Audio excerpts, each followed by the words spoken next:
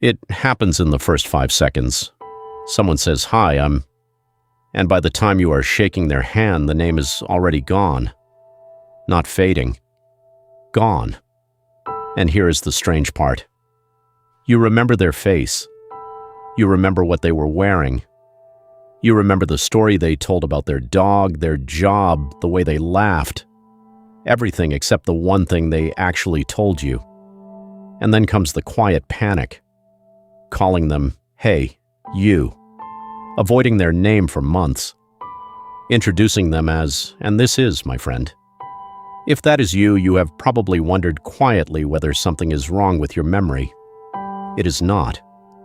And by the end of this video, I will prove it to you with a small experiment that you will feel working on your own brain. Because people who forget names easily are usually not careless and not forgetful. Most of the time, their attention is simply pointed somewhere better. Let me show you. Start with the real reason names slip, because it is not what you think. A name is the emptiest piece of information a person will ever give you. Think about what a name actually is. It is a random label. It connects to nothing. If I tell you someone is a baker, your brain lights up with meaning. Flour on their hands, early mornings, the smell of bread, dozens of little hooks for the memory to hang on. But if I tell you their name is Baker, same word, same sound, your brain gets nothing. No image, no meaning, no hooks. Just a sound floating loose. Memory researchers actually call this the Baker-Baker paradox.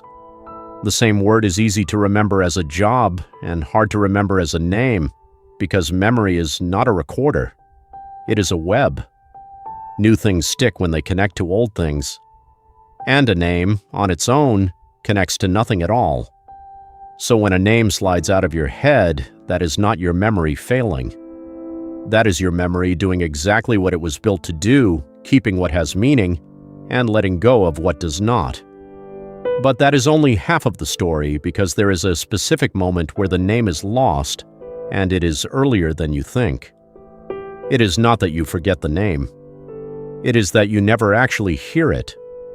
Psychologists studying introductions describe something like the next-in-line effect. When you are about to speak, your brain is busy preparing your own performance, your handshake, your smile, your own name, and while all of that is running, incoming information simply does not get written down. The name is not lost in the filing, it never reached the desk. And introductions are the worst possible moment for a brain like that. In those first seconds, you are doing something much bigger than recording a word. You are reading a whole human being, their face, their tone, whether they are friendly, how they carry themselves, what this situation is going to be. Your attention is pointed at the person. And the label they were assigned at birth, the one piece of information with no meaning in it, quietly falls off the edge of the desk. So the next time a name vanishes in 5 seconds, notice what you were doing in those 5 seconds. You were not being rude, you were being busy with them. And this is where it flips. Because there is a pattern in people who forget names easily, and it is almost the opposite of what they fear about themselves. Ask yourself, the person whose name you lost, what do you actually remember about them? Usually an uncomfortable amount. What they said. What they avoided saying, the mood they carried into the room, the small detail in their story that did not quite add up. People who forget names are very often the same people who remember everything else, because their attention goes to the content of a person, not the label on them.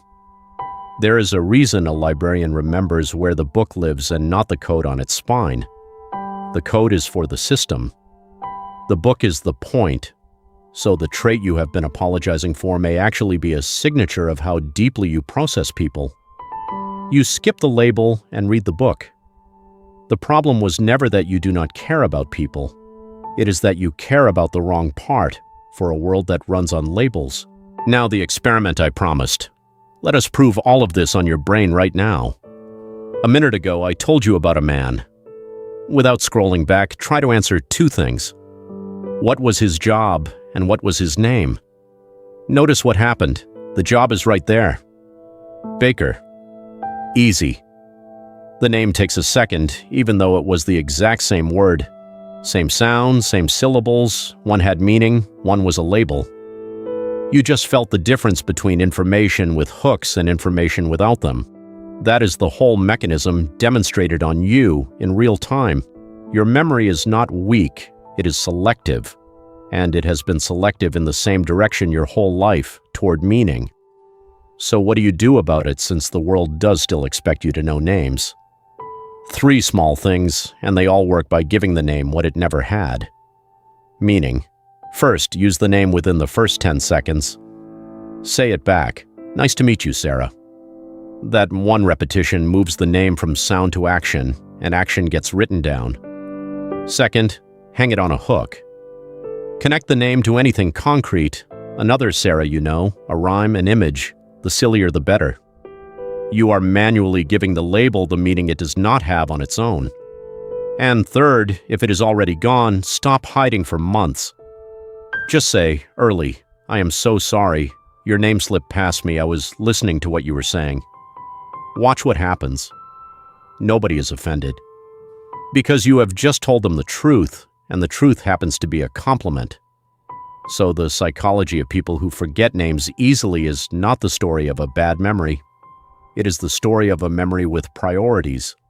Names are empty labels, introductions are the worst possible moment to receive one, and your attention was pointed at the human being instead. You have been treating it as a flaw. It might just be the receipt for where your attention goes. Here is the question for the comments, and I am genuinely curious about the split. When you meet someone, what stays, the name or everything else? Comment one word, names or everything. And if you want more quiet mechanisms like this explained, subscribe to MindSpace. I am genuinely glad you are here.